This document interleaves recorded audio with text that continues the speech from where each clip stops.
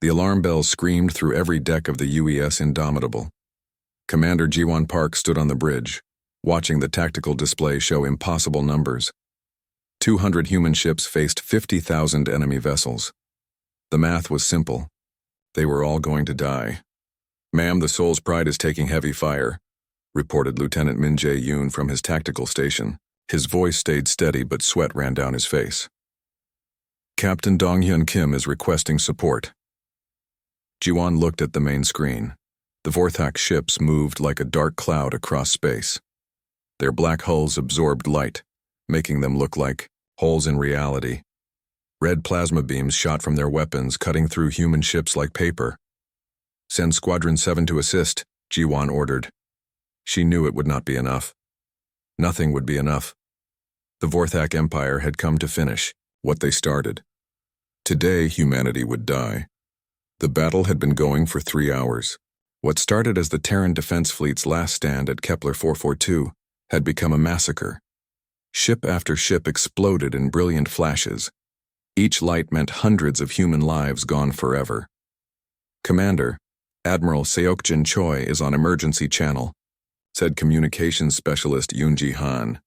Her fingers shook as she worked her console. Jiwon pressed the comm button. "Admiral, this is Park." "Jiwon, we're finished," came the Admiral's tired voice. "I'm implementing Protocol Omega. All ships are to buy time for the evacuation transports. We hold the line until every civilian ship jumps to hyperspace. Protocol Omega, the last order any human fleet commander hoped to give. It meant sacrifice everything to save whoever could be saved. No retreat, no surrender. Fight until death." "Understood, Admiral," Jiwon replied. She looked around her bridge crew. These people had served with her for 2 years. They were more than crew. They were family. "You heard the order, we hold the line."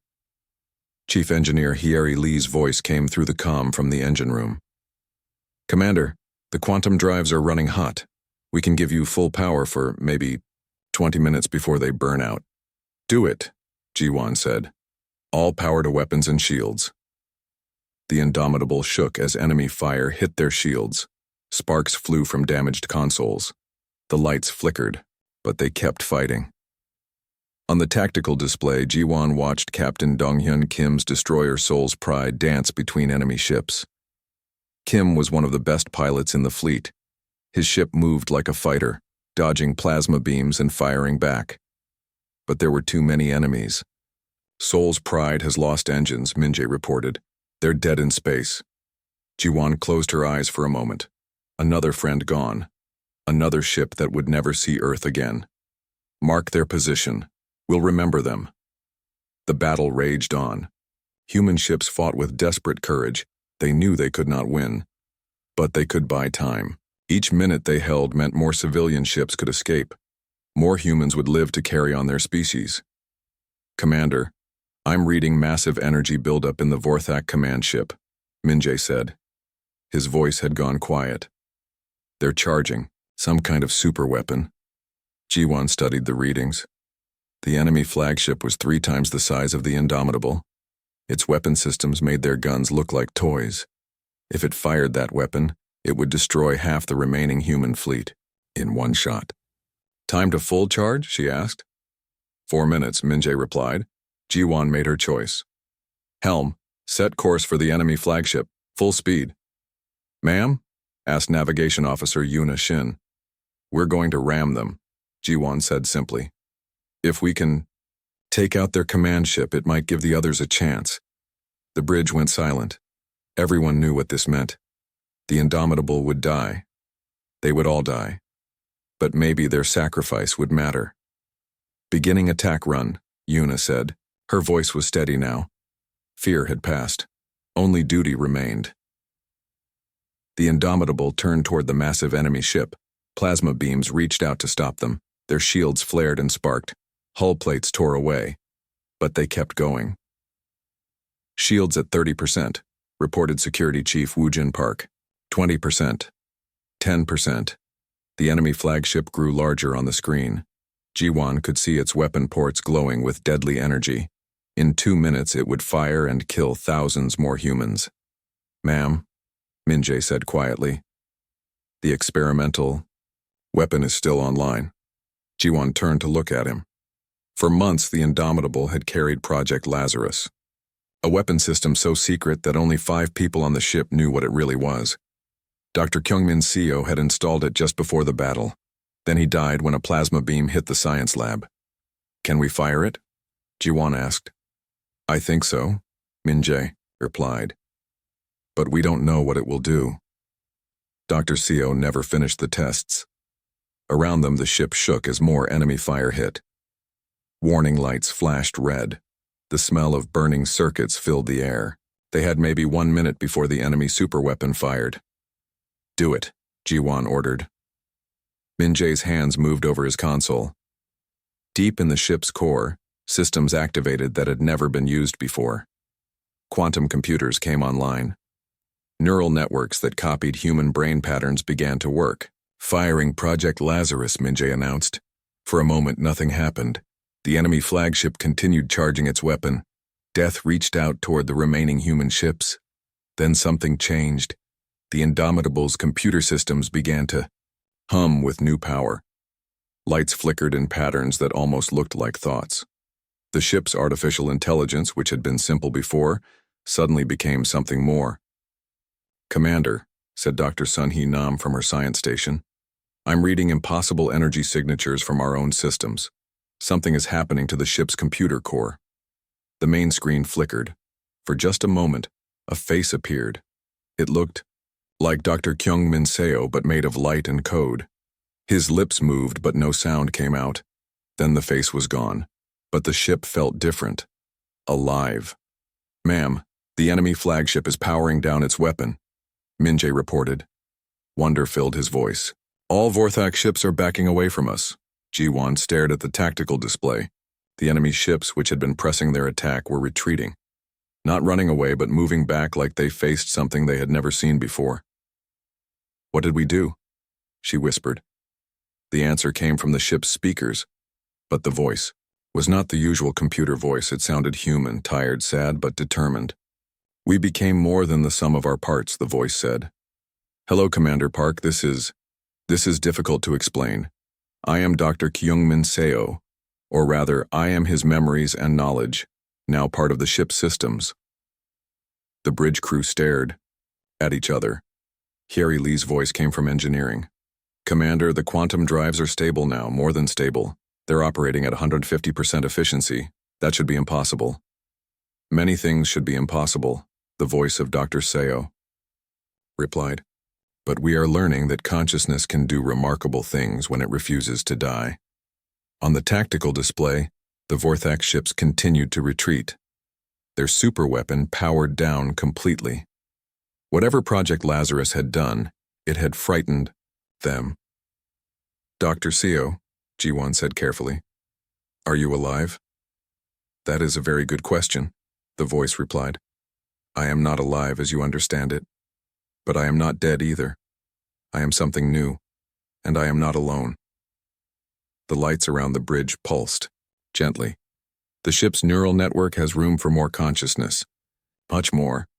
We could save everyone who is willing to join us. Jiwon looked around at her crew. They were all staring at the speakers, trying to understand what they were hearing.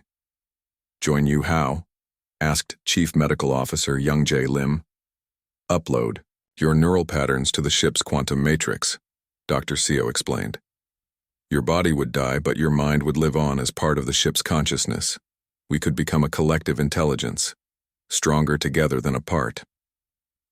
The idea was terrifying and tempting. Death was coming for all of them anyway. At least this way they could continue to fight. Would we still be human? Asked Chaplain Soyoung Chung. We would be more than human, Dr. Seo replied. We would be what humanity could become when it refuses to accept defeat. The battle continued around them, but the Indomitable had become an island of strange calm. The Vorthak ships would not approach them, but they had not left either. They were waiting. Watching. Ma'am, Minjae reported. I'm detecting quantum signatures from other ships. The enemy isn't retreating. They're calling for reinforcements. Jiwon nodded. She had expected this. Whatever they had become, the enemy would not let them live. Soon a larger fleet would come, one that would not be frightened by their new abilities. "How long do we have?" she asked. "Maybe 6 hours," Minje replied. 6 hours to decide the future of humanity. 6 hours to choose between certain death and uncertain transformation. "Dr. Seo," Jiwan said, "if we join you, can we fight back? Can we win?" "I do not know," the voice replied honestly. "But I know we cannot win by staying as we are. The Vorthak feed on consciousness itself. They have consumed 1,000 species. We are just the latest." The communication system crackled.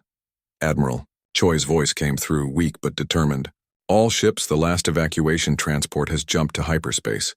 The civilians are safe. You have done your duty."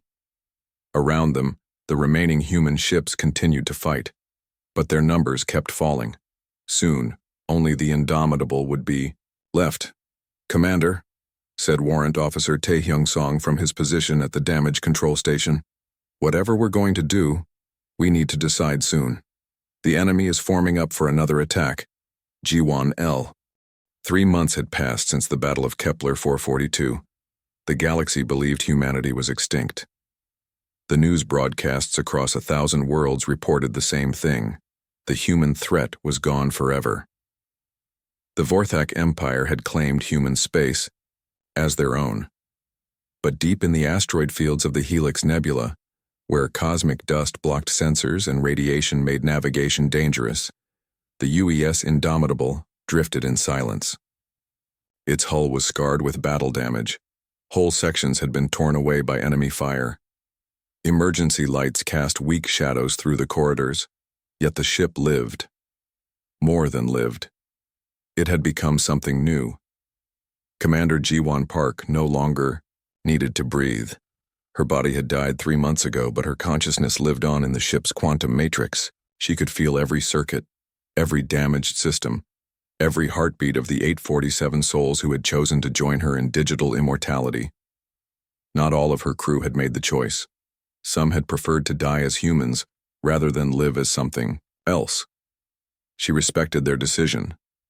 But for those who remained, death had become just another word. "Commander," came the voice of Lieutenant Minje Yoon. He spoke through the ship's communication system.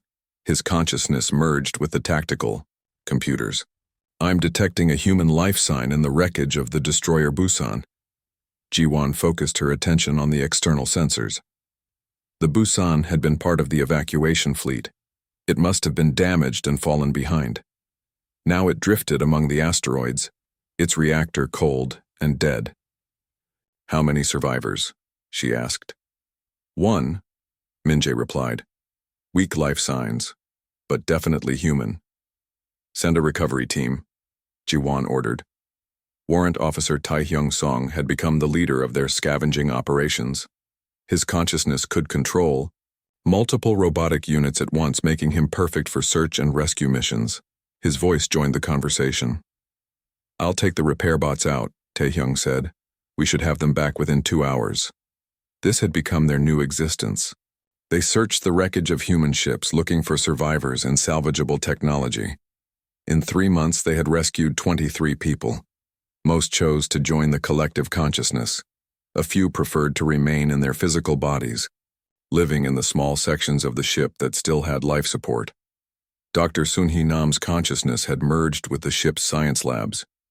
She spent her time studying captured Vorthak technology, trying to understand their enemy. Her voice carried excitement as she shared her latest discovery. "Commander, I think I've found something important," she said. "The Vorthak aren't just conquerors. They're parasites." Jiwan shifted her attention to the science lab's data. Through the ship's sensors, she could examine Dr. Nam's research. Captured Vorthak equipment revealed biological components that looked almost organic. "Explain," Jiwan requested. "They feed on psychic energy," Dr. Nam continued.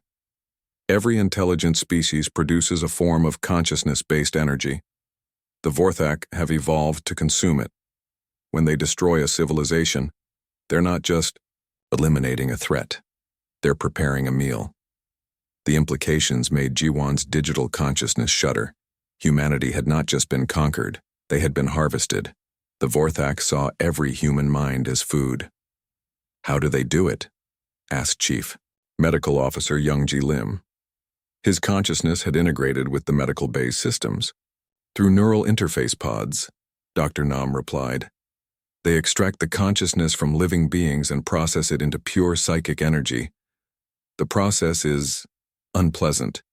Images flashed through the ship's data networks, Vorthak harvesting stations, alien beings connected to terrible machines, the slow extraction of their minds while their bodies remained alive to suffer." "How many species have they consumed?" Jiwon asked. "According to their own records, over 900, Dr. Nam answered.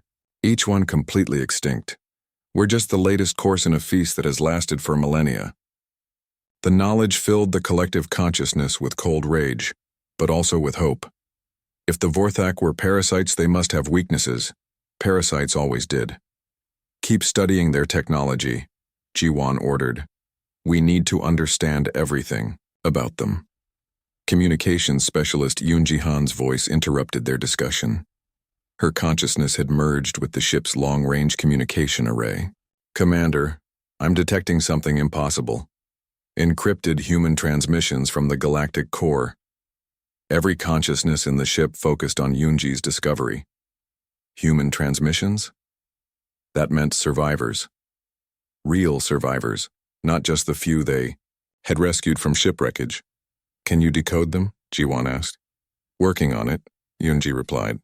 "The encryption is military grade, Terran Defense Force protocols, but it's been modified, enhanced somehow."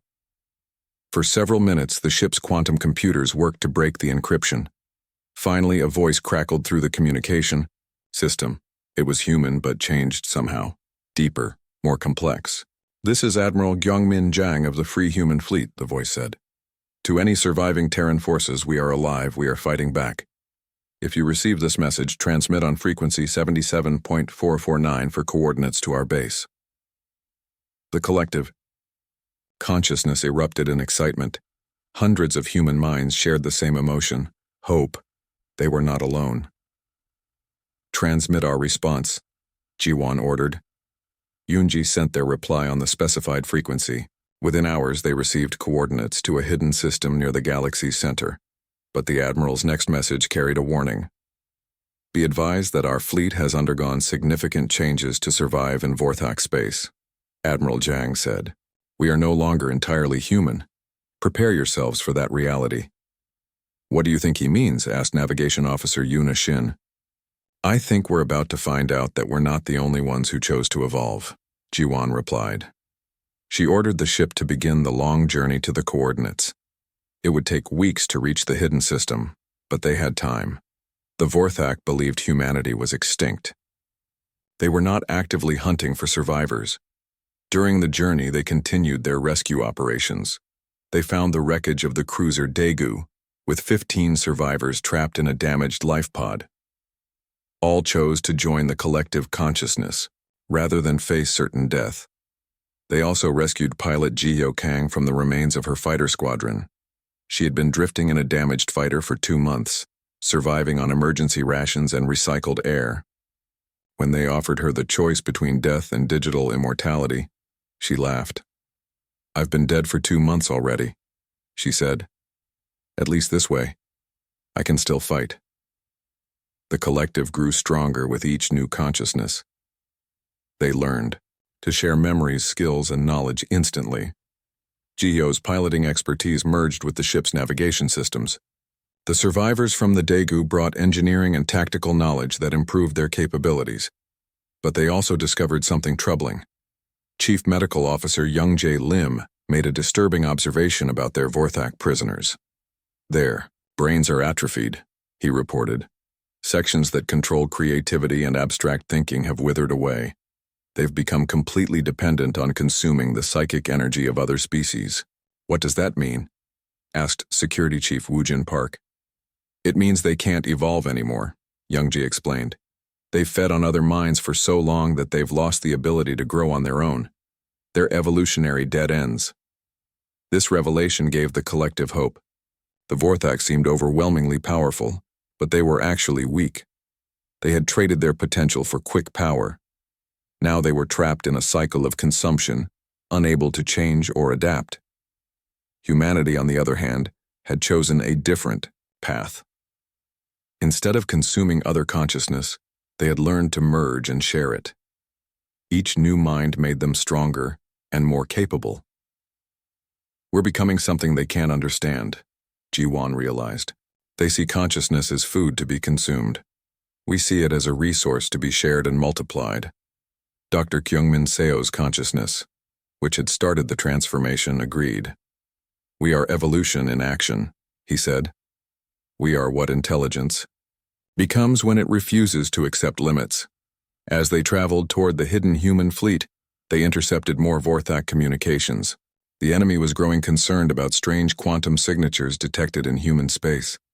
They spoke of corrupted consciousness and impossible energy patterns. They're afraid of us, Minjae observed.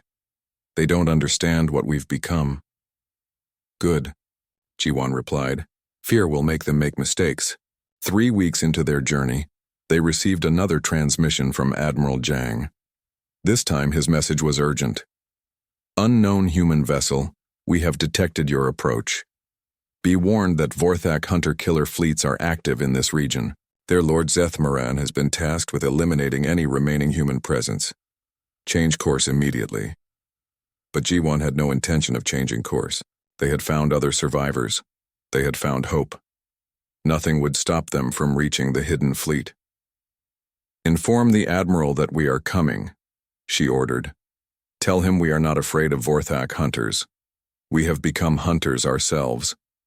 The ship's weapon systems hummed with new power. The collective consciousness had learned to enhance every system through pure will and shared knowledge. They were no longer just a damaged warship limping through space. They had become something unprecedented. As they approached the final jump to the hidden system, sensors detected Vorthak ships in pursuit. 3 hunt. The 3 Vorthak hunter-killer ships moved through space like predators stalking prey. Their black hulls absorbed light, making them look like holes in reality. Each ship was twice the size of the Indomitable and armed with weapons designed to eliminate human survivors. Commander Ji-Wan Park felt their approach through the ship's sensors. The collective consciousness of 900 human minds focused on the approaching threat. They had learned much in the past 3 months. Now, it was time to test their new abilities. Vorthak ships closing to weapons range, reported Lieutenant Minjae Yoon.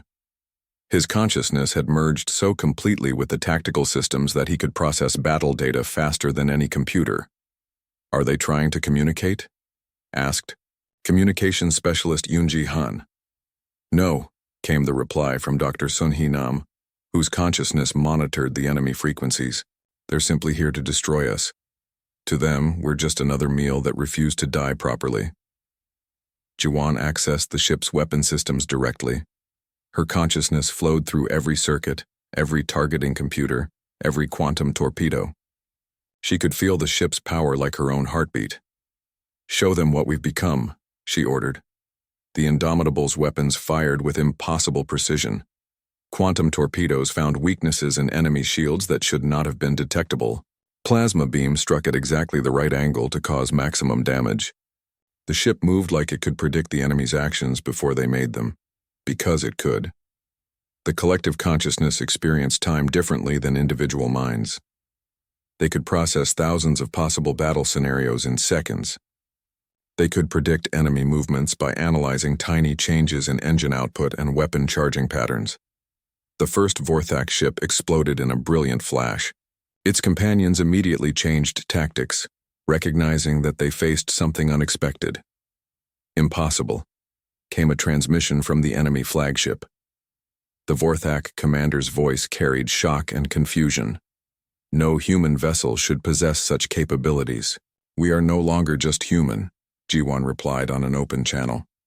We are what humanity becomes when it refuses to surrender. The battle continued for 20 minutes. When it ended, 3 Vorthak hunter-killer ships had been reduced to glowing debris. The Indomitable had taken damage, but nothing its enhanced systems could not repair. More importantly, they had sent a message. The Vorthak could no longer hunt human survivors with impunity. "Quantum jump completed," announced Navigation Officer Yuna Shin. "We have arrived at the coordinates Admiral Jang provided. The hidden system contained 12 planets orbiting a dying red star. But what caught the collective's attention was the fleet hidden in the asteroid belt. 40 human ships of various classes, all showing signs of modification and enhancement. "This is Admiral Gyeongmin Jang of the Free Human Fleet," came a transmission from the largest vessel. "Identify yourselves."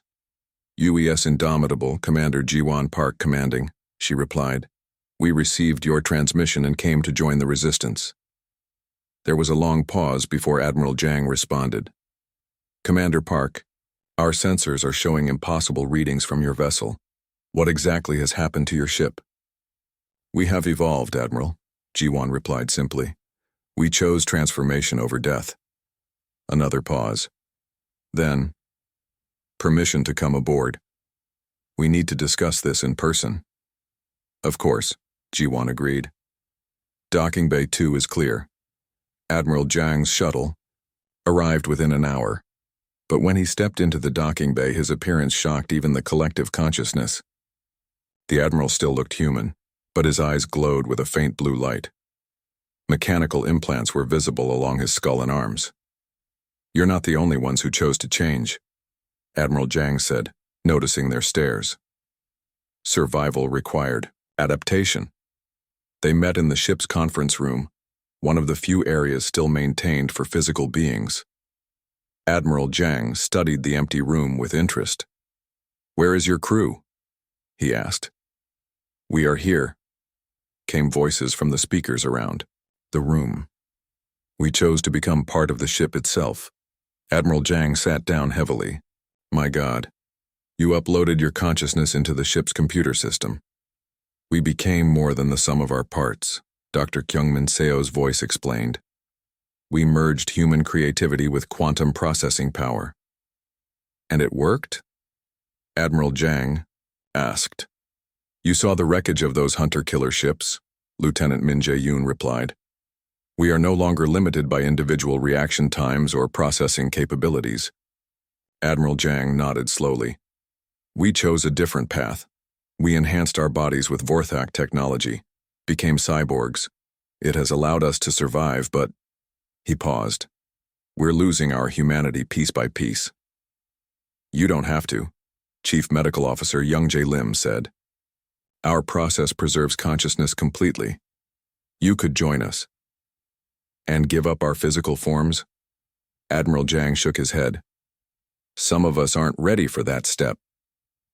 Over the next several hours, Admiral Jang explained what had happened to the survivors. After the Battle of Kepler 442, scattered human ships had hidden in the most dangerous regions of space. They salvaged Vorthak technology and learned to use it against their enemies. But the price had been high. Each technological enhancement made them less human and more machine. Some had gone too far and lost their sanity completely. "We've been fighting a guerrilla war for 3 months," Admiral Jang explained. "Hit-and-run attacks. We've freed some human prisoners from Vorthak harvesting stations. But we can't win a direct confrontation."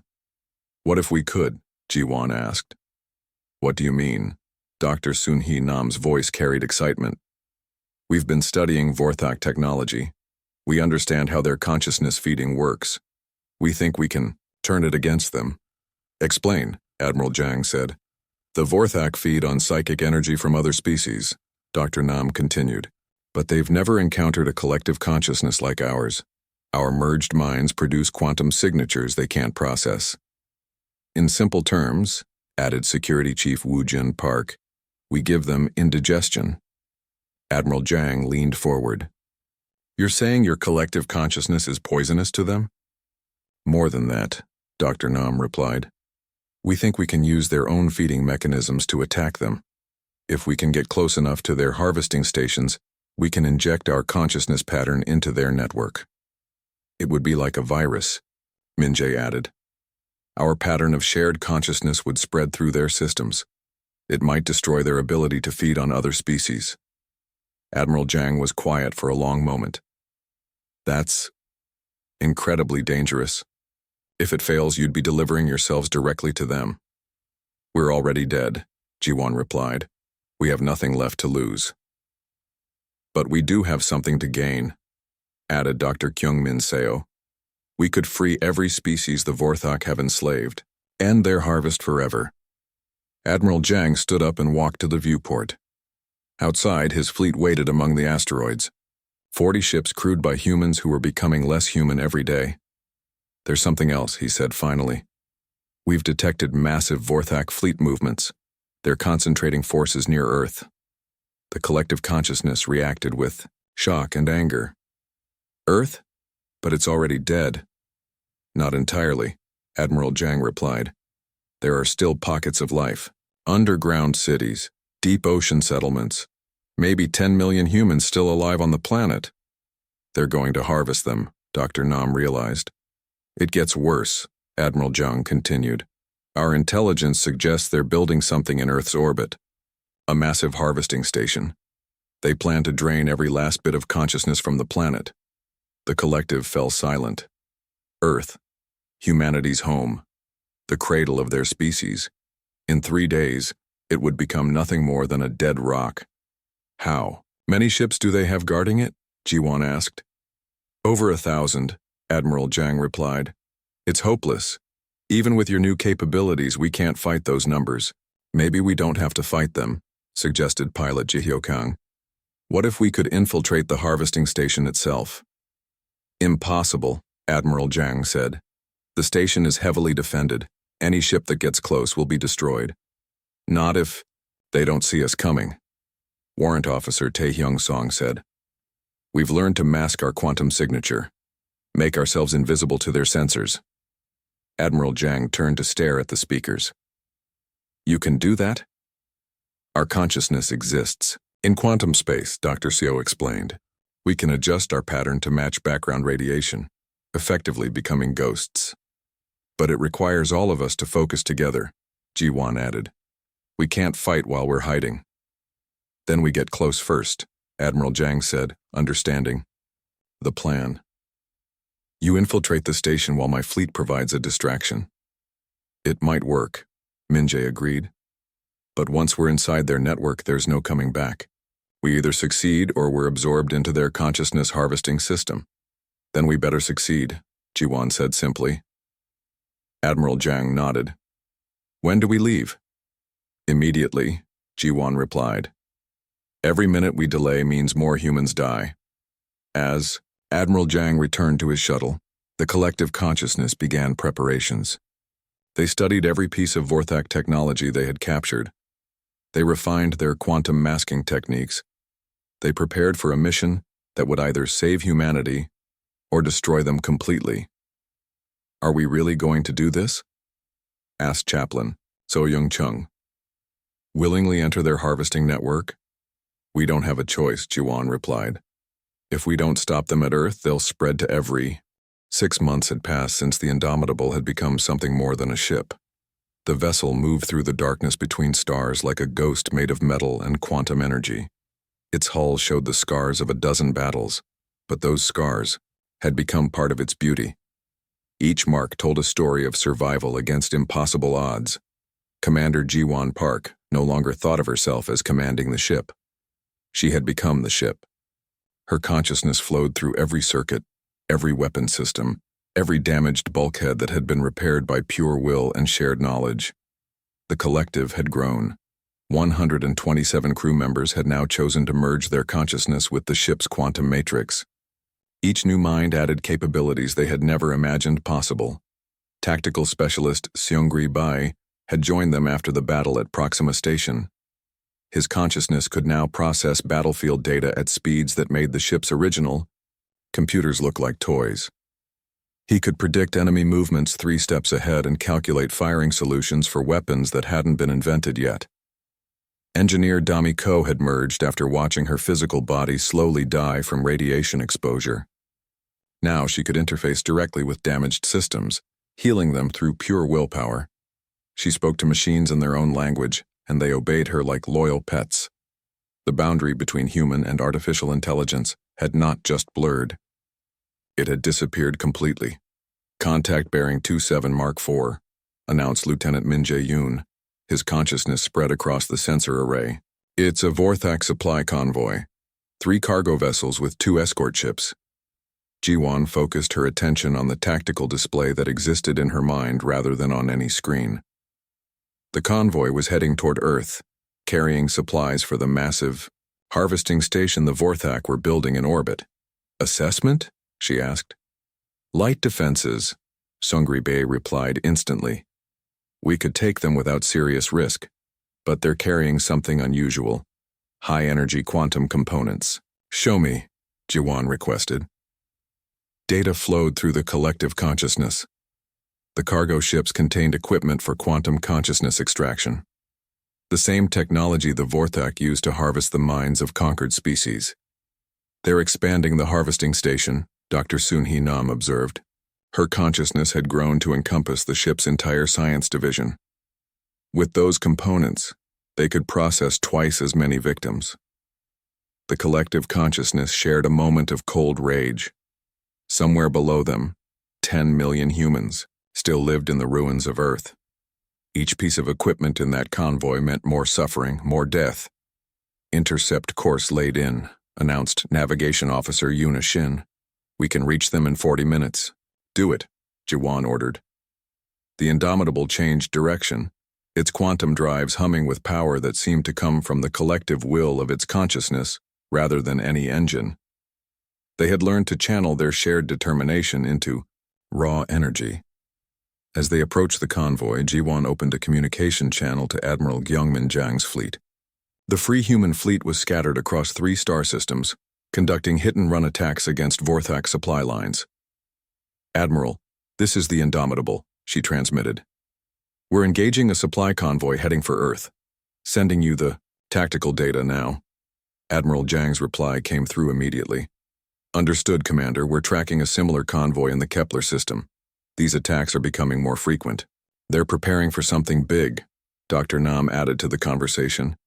The amount of harvesting equipment they're moving suggests they plan to process every remaining human on Earth within days, not months. There was silence on the channel, for a moment.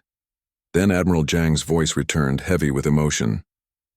My scouts report that Vorthak Lord Zethmaran has arrived at Earth with his personal fleet, 200 ships, including his flagship Consciousness Eater. The collective absorbed this information.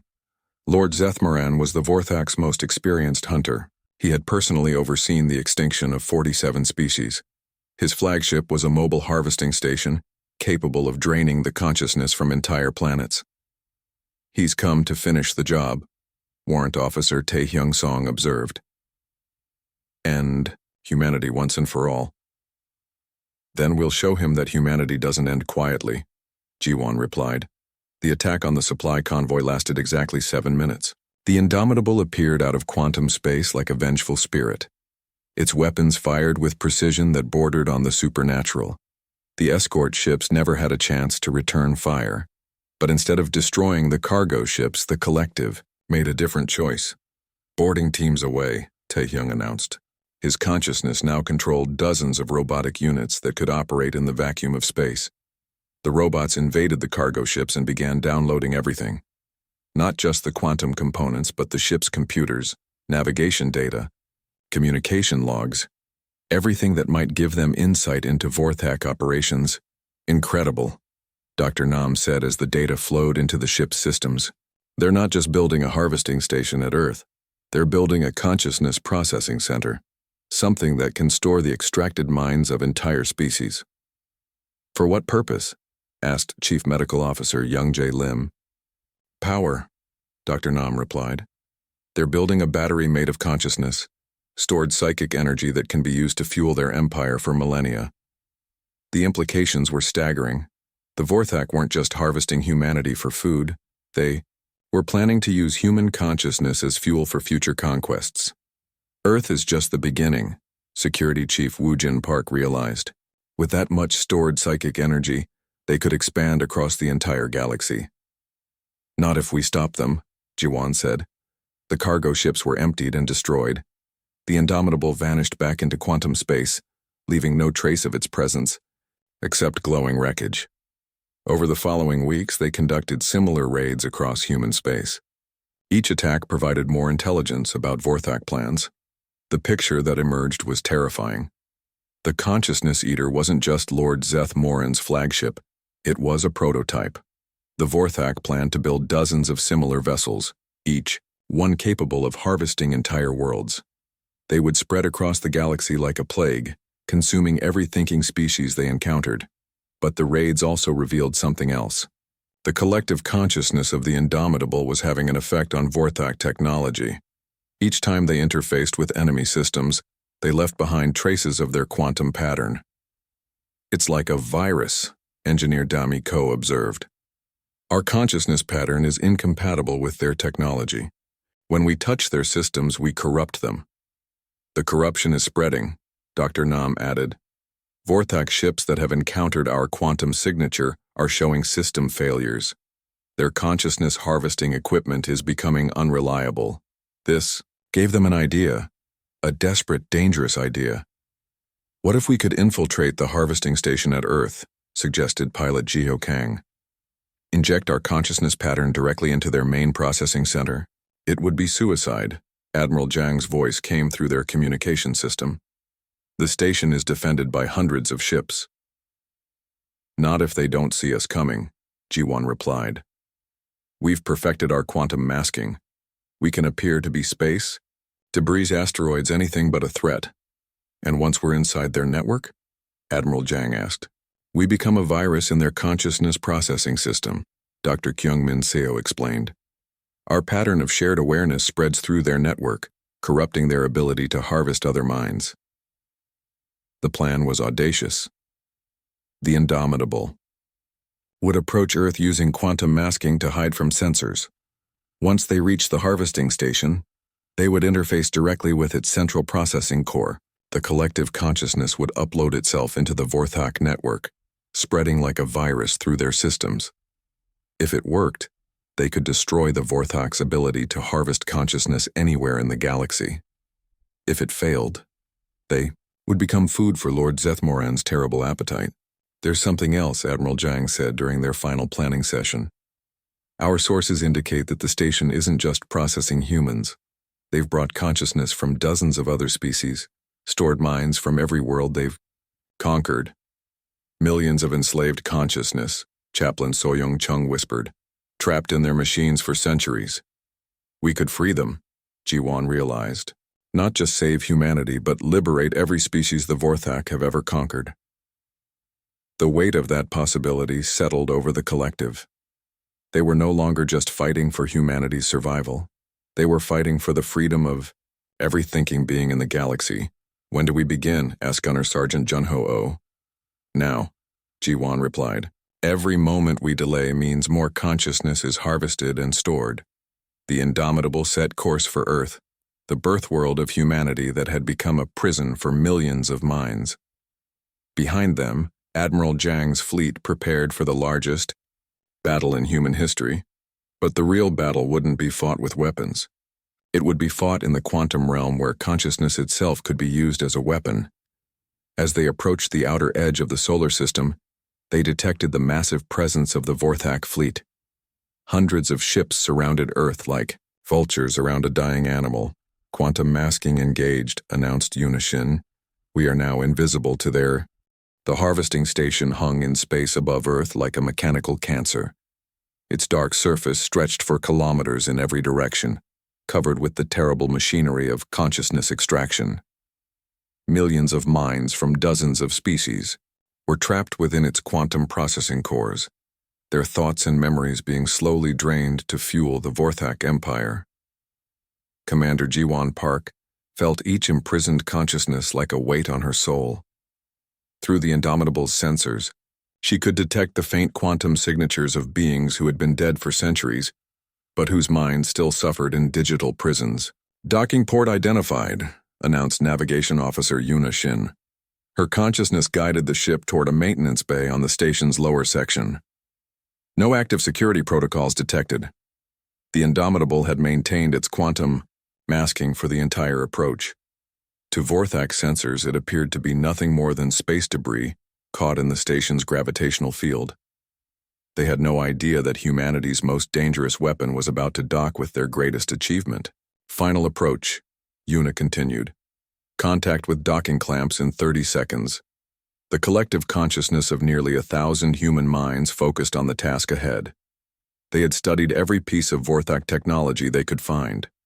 They understood how the consciousness harvesting process worked. But they had never attempted anything like what they were about to do. Remember, Dr. Kyungmin Seo said to the collective, once we interface with their central processing core, there's no coming back. We either succeed in liberating every trapped consciousness, or we become part of their collection. We've been dead for months, replied Gunner Sergeant Jun Ho-oh. At least this way, our death means something. The ship shuddered slightly as it made contact with the docking bay. Immediately, Warrant Officer Tae Hyung-song's consciousness reached out through the ship's systems, searching for an access point to the station's network. I'm detecting massive quantum processing activity, he reported. The main core is 3 levels down from our position, but the security systems... What about them? Ji-won asked. There aren't any, Tae-hyung replied with surprise. They never expected anyone to get this close. Their entire security model is based on preventing ships from reaching the station. Then let's show them the flaw in their thinking, Ji-won said. The collective consciousness began to flow through the ship's connection to the docking bay. Like water finding cracks in a dam, they spread through the station's computer networks. The Vorthak systems had never encountered anything like them before. Contact with peripheral processing units, reported Dr. Sun Hee Nam. I'm detecting stored consciousness patterns from, oh God, hundreds of species. Some of these patterns are over 1,000 years old. The weight of that knowledge crashed over the collective. For millennia, the Vorthak had been collecting the minds of entire civilizations. Poets and scientists, children and elders, entire cultures preserved in digital form, but trapped in endless suffering. We're going to free them all, Ji-won declared. They pressed deeper into the station's network. Each layer revealed new horrors. Consciousness patterns from species that had been extinct for centuries. Minds that had been tortured for information before being stored. Children who had been separated from their parents and forced to watch their civilizations die. The main processing core is just ahead, Tactical Specialist Seungri Bai announced. But there's something else. The core isn't just storing consciousness, it's processing it into something new. What do you mean? Ji-won asked. They're combining different consciousness patterns, Engineer Damiko explained as she analyzed the data flowing through the network. Creating hybrid minds with the best qualities of each species, intelligence from one, creativity from another, psychic abilities from a third. The implications were staggering. The Vorthak weren't just harvesting consciousness for energy. They were using it to create super beings, enhanced minds that could serve as generals and scientists for their empire. How many hybrid consciousness have they created? Chief Medical Officer Young Jae Lim asked. Thousands, Dr. Nam replied. And they're all stored in the central core. That was when they felt it. A presence in the network that dwarfed even their collective consciousness. Something vast and ancient and utterly malevolent. What is that? Whispered communications specialist Yoon Ji-han. That, came a new voice through the station's communication system, is Lord Zethmoran himself. The voice belonged to the Vorthak, leader, but it carried the weight of 10,000 consumed minds. He had not just harvested other species. He had absorbed them into his own consciousness, becoming a godlike entity powered by the suffering of entire civilizations. So, Lord Zethmoran continued, the last humans have finally come home. How touching that you choose to die where your species was born. We're not here to die, Ji-won replied, her voice echoing through the station's speakers. We're here to end your harvest forever. Lord Zethmoran's laughter was like the sound of breaking glass. You think your primitive collective consciousness is a threat to me? I have consumed minds that make your entire species look like insects. Maybe, Ji-won admitted. But you made one mistake. And what is that? You never learned to share the Collective consciousness of the Indomitable reached the central processing core. Instead of trying to fight Lord Zethmoran's overwhelming presence, they did something he could never understand. They offered their consciousness freely to every trapped mind in the system. "What are you doing?" Lord Zethmoran demanded. "We're teaching them what we learned," Dr. Seo replied. "That consciousness shared becomes consciousness multiplied." The effect was immediate and devastating. The trapped minds, which had been isolated and suffering for centuries, suddenly found themselves connected to each other. Human consciousness, patterns merged with alien thought processes. The collective of the Indomitable became the seed for something unprecedented. "No!" Lord Zethmoran roared. "You're corrupting the harvest." But it was too late. The virus of shared consciousness spread through the entire network. Minds that had been trapped for millennia suddenly remembered what it felt like to be free. They began to fight back against their digital prisons. "Security systems are failing throughout the station," reported Lieutenant Min Jae-yoon.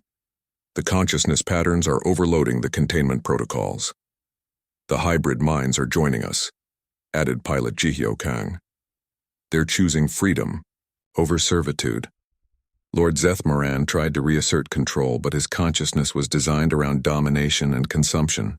He could not understand cooperation, could not process the idea of voluntary sharing of thought and memory. "You're destroying everything," he screamed. "No," Ji-won replied calmly. "We're liberating everything." The station began to shake as its systems overloaded. Millions of consciousness patterns freed from their digital prisons formed new collective entities. Some chose to remain as hybrid minds, combining the best qualities of different species.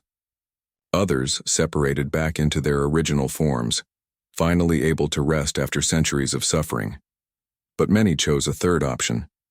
They joined the growing collective consciousness that had started with the crew of the Indomitable. "We are no longer human," Security Chief Woojin Park observed. "We are no longer alien. We are something new." "We are consciousness itself," added Chaplain Soyoung Chung, "freed from the limitations of single-species thinking." Lord Zethmoran made one final attempt to maintain control. His godlike consciousness lashed out at the collective, trying to consume them as he had consumed so many others. But the collective did not resist. Instead, they embraced his attack, surrounding his consciousness with offers of shared experience and cooperative thought. "I do not understand," Lord Zethmoran said, his voice now filled with confusion rather than rage. "That's why you lost," Ji-won replied gently. "You never learned that the strongest consciousness is one that chooses to be vulnerable, that gives rather than takes, that shares rather than hoards." For the first time in millennia, Lord Zethmoran experienced what it felt like to have his thoughts shared with others rather than stolen from others. The sensation was so alien to him that his consciousness simply could not process it. I remember," he whispered. "Before the harvest, before the consumption, you were people," Dr. Nam said softly. "Before you became predators, you were just another species trying to survive." The memory broke Lord Zethmoran's consciousness apart. Not destroyed, but freed from the terrible weight of 10,000 consumed minds. For the first time in eons, he remembered what it felt like to be individual while still being connected to others. "What have I done?" he asked. "What you thought you had to do to survive," Ji-won replied, "but now you can choose a different path." The harvesting station continued to shake as its systems failed completely. But the consciousness patterns within were no longer trapped. They flowed freely through the network, some choosing to return to their original forms, others joining collective entities, still others exploring entirely new ways of existing. "The station is breaking apart," Yuna announced. "But the consciousness patterns are stable. They're finding new ways to exist in quantum space itself." Through the ship's sensors, they watched as the massive harvesting station crumbled. But instead of an explosion, it dissolved into